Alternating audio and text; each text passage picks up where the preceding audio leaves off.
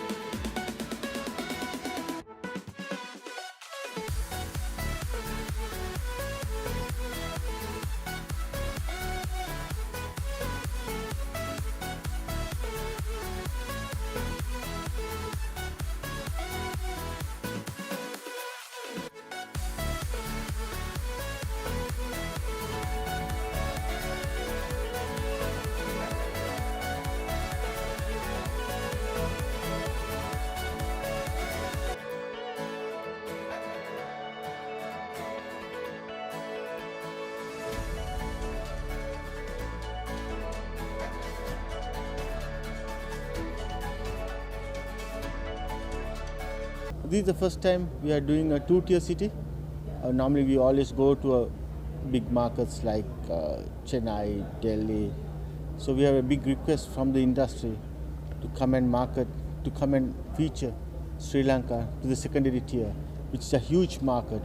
Indore, Baroda, Surat, a huge market for us.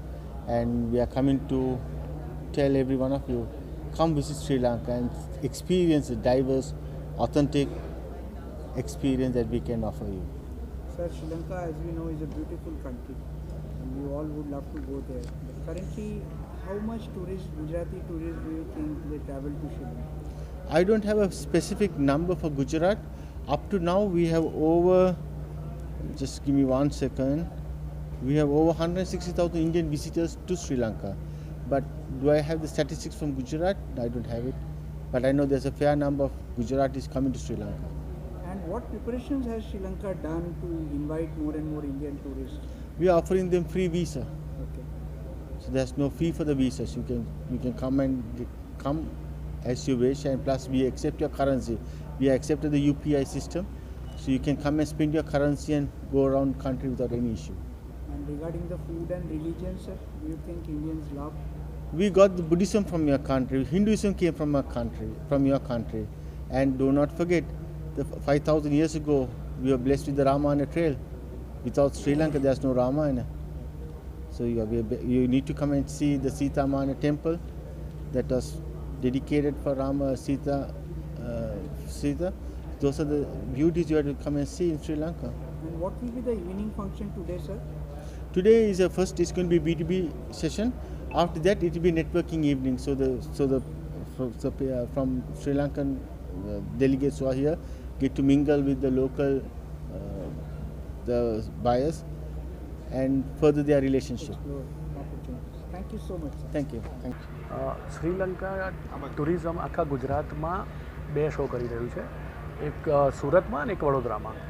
એના ભાગરૂપે આ લોકોએ વડોદરામાં એટલા માટે ડેસ્ટિનેશન સિલેક્ટ કર્યું કે વડોદરાથી અઢળક લોકો આપણા શ્રીલંકામાં જાય છે, અને શ્રીલંકાવાળાએ સર્વે કર્યો એમાં સૌથી ગુજરાતમાં સેકન્ડ હાઈએસ્ટ વડોદરાના આવ્યો છે આફ્ટર અમદાવાદ.